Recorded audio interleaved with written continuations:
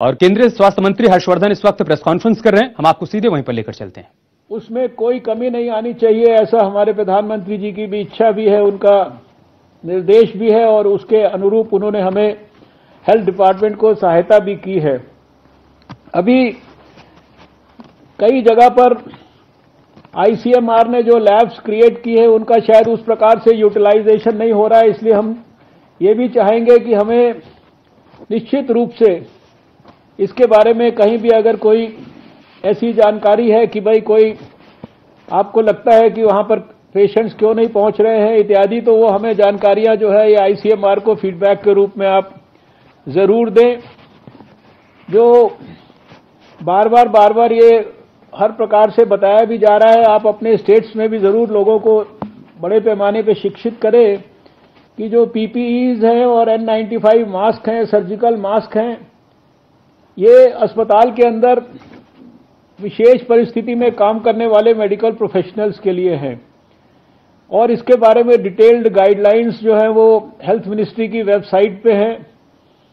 मैं इस अवसर पर ये जरूर सभी देश के स्वास्थ्य विभाग, उनके मंत्रियों से और उनके सभी अधिकारियों से कहना चाहता हूं कि आप लोग ministry of health and family welfare की वेबसाइट को जरूर विजिट करा करें। आज की तारीख में करोड़ों लोग उसको विजिट करते हैं क्योंकि हम उसको लगातार दिन में 2 बार अपडेट भी करते हैं।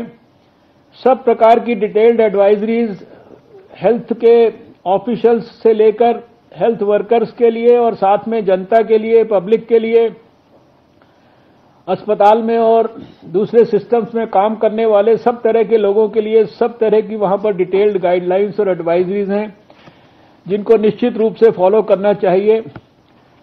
अभी हमें पिछले दिनों सुझाव आया कि जो कोविड से जो दुर्भाग्यपूर्ण मौतें हो रही हैं उनका जो क्रिमेशन इत्यादि का कार्यक्रम होता है उसके बारे में जो गाइडलाइंस है वो भी क्रिमेशन ग्राउंड्स के ऊपर जो है डिस्प्ले होनी चाहिए। ऐसा सुझाव मिला मुझे कई जगह से, तो मुझे लगा कि ये सुझाव भी आपके साथ शेयर करना चाहिए, ये स्टेट गवर्नमेंट्स इसके बारे में, क्योंकि लास्ट मोमेंट पे बहुत सारे लोग कंफ्यूज्ड रहते हैं, उनको समझ में नहीं आता कि इसके बारे में कैसे हमको फॉलो अप करना है।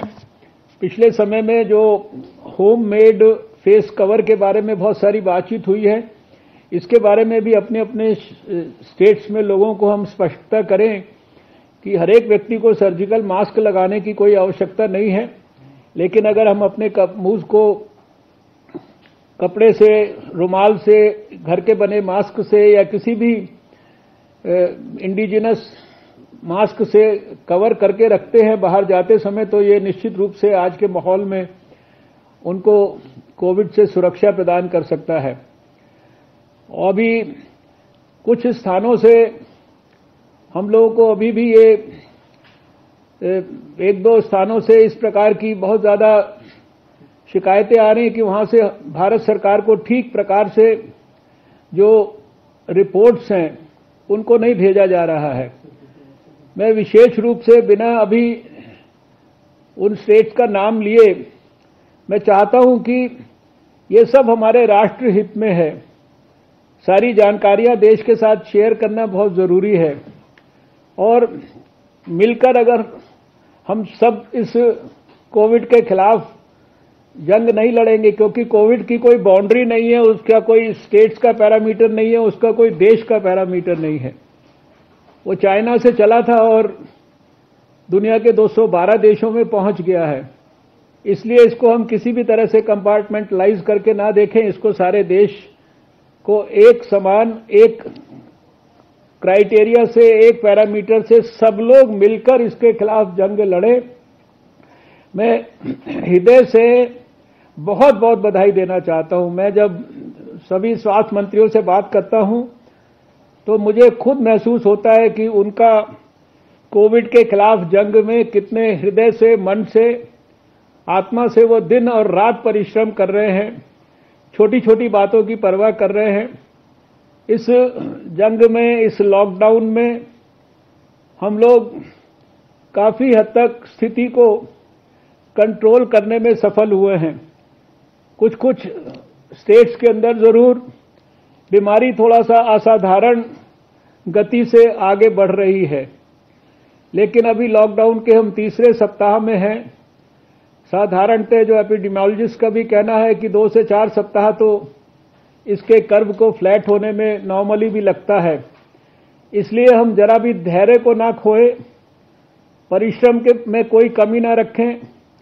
जो टेक्निकल एंगल से जितने भी हमारे इनपुट्स हो सकते हैं उसको गहराई से हम करें, हर विषय पर पैनी निगाह रखें।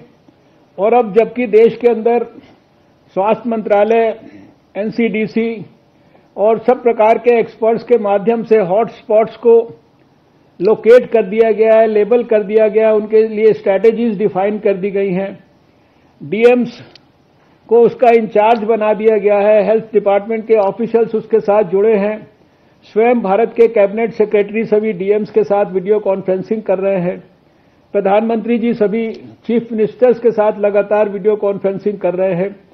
तो हमें पूरा विश्वास है कि हम सब मिलकर आने वाले समय के अंदर इस जंग में पूरी सफलता प्राप्त करेंगे।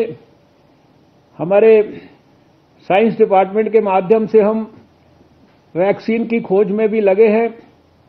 WHO के साथ मिलकर दुनिया के कुछ देश एक सॉलिडेरिटी ट्रायल वैक्सीन के लिए कर रहे हैं। आपको खुशी होगी कि भारत ने भी इस वायरस को आइसोलेट कर लिया और हम भी उस वैक्सीन को बनाने की दौड़ में जो है सारे दुनिया के साथ काम कर रहे हैं। और भी साइंस एंड टेक्नोलॉजी में इसके बारे में बहुत सारा काम हो रहा है। ये जब तक वैक्सीन जो कि एक व्यक्ति की मदद करेगी वो जब तक दुनिया के लिए उपलब्ध होगी तब तक मेरा ये मानना है कि सोशल डिस्टेंसिंग और आज के परिप्रेक्ष्य में लॉकडाउन जैसी प्रक्रिया, ये दोनों ही मिलकर हमारे देश के लिए और दुनिया के लिए सबसे बड़ी सोशल वैक्सीन है। इसके बारे में हम जितना ज्यादा लोगों को एम्फेसाइज करेंगे उतना आवश्यक है। ज्यादातर लोगों ने लॉकडाउन को सफलतापूर्वक उसमें कोऑपरेट किया है, लेकिन अभी भी हर स्टेट में से टेलीविजन के ऊपर ऐसे बहुत सारे सीन्स दिखाई देते हैं जहां ऐसा लगता है कि शायद लॉकडाउन की गाइडलाइंस को, लॉकडाउन के नियमों को, लॉकडाउन की जो वास्तव में स्पिरिट है उसका आदर लोग नहीं कर रहे या उसको समझ नहीं पा रहे हैं। मैं स्वास्थ्य मंत्रियों से विशेष रूप से ये निवेदन करना चाहता हूं कि आप अपने स्टेट में लॉकडाउन की स्पिरिट का वास्तव में 100% आदर हो रहा है, इसको सुनिश्चित करें। अगर इसके अंदर हमारे जो है कमी रहेगी तो मुझे लगता है कि हमें हमारे बीमारी के ऊपर इस जंग में विजय प्राप्त करने में बहुत दिक्कत आ सकती है। मुझे पूरा विश्वास है कि आप सब इस मीटिंग के अंदर हमारी वीडियो कॉन्फ्रेंस में संक्षेप में अपनी बात को हमें निश्चित रूप से हाईलाइट करेंगे। ऐसी बातें जो आप सोचते हैं कि जिनको बताना वीडियो कॉन्फ्रेंस में जरूरी है।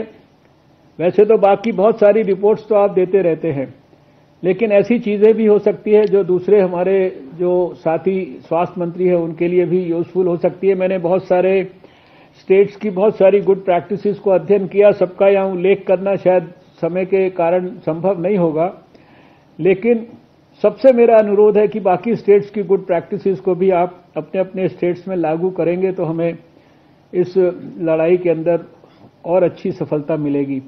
मैं अपनी स्वास्थ्य सचिव प्रीति सूदन जी से भी कहूंगा कि कोई भी 2-4 बातें जो उनको लगता है कि जो यद्यपि वो रोज वीडियो कॉन्फ्रेंसिंग करके हर दूसरे तीसरे दिन बातचीत करती हैं सबसे अधिकारियों से, लेकिन कोई चीजें अगर उनको लगता है कि इस समय हाईलाइट होनी चाहिए जो स्वास्थ्य मंत्रियों के भी ध्यान में आ जाएं, तो मुझे लगता है कि वो उसको करें।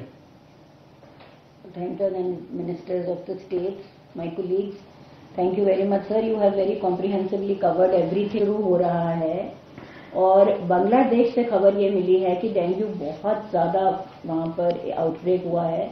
सो ऑफ कोर्स हम लोग सब कोविड में लगे हुए हैं, मगर प्लीज स्पेशली वहाँ के आसपास की states and also dengue endemic states please थोड़ा सा ध्यान रखिएगा।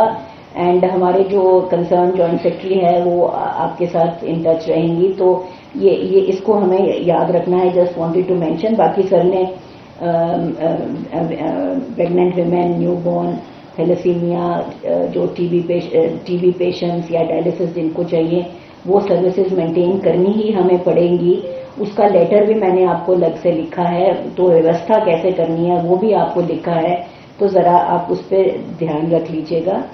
सर मैं सिर्फ ये निवेदन करना चाहूंगी कि अगर हम देखते हैं तो महाराष्ट्र, तमिलनाडु, दिल्ली, राजस्थान, तेलंगाना, उत्तर प्रदेश, केरला, आंध्र प्रदेश, मध्य प्रदेश और गुजरात, ये हमारी in that descending order that I have read, ये स्टेट्स हैं जहां से हमें ज्यादा केसेस आ रहे हैं। ऑफ कोर्स महाराष्ट्र में तो 1364 केसेस और डेथ्स भी कल एक ही दिन में 25 डेथ्स भी रिपोर्ट हुई हैं। So these are areas of concern. I know that states are working terribly hard, but मैं ये सिर्फ कहना चाहूंगी कि थोड़ा सा हमें सोचने के देखना है। मैं चीफ सेक्रेटरी से और हेल्थ सेक्रेटरी से भी बात करती ही रहती हूँ। मुझे मालूम है कि बहुत मेहनत चल रही है वहां पे।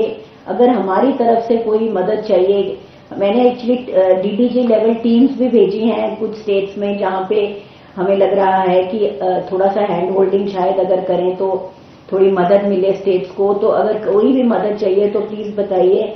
और महाराष्ट्र के लिए ये बोलूंगी कि जरा प्लीज ध्यान से देखिएगा। और एक मैं वेस्ट बंगाल से भी रिक्वेस्ट करूंगी कि जो सारी के केसेस हैं, जो सीवियर रेस्पिरेटरी डिजीजेस के केसेस नॉन अफेक्टेड एरियाज में हैं, उनको भी हम जरा देख लें ताकि जो हमारे नॉन अफेक्टेड एरियाज हैं उसमें ये ना फैले। सो सर मैं तो यही इतना ही कहना चाहूंगी सर। इसी ऑर्डर में बुला लीजिए लोगों को जो सबसे ज्यादा जहां है ना केसेस। मेरा सुझाव था कि जहां पे अभी हमारे सबसे ज्यादा प्रभावित हैं जो स्टेट्स, उसको सबसे पहले प्राथमिकता देते हुए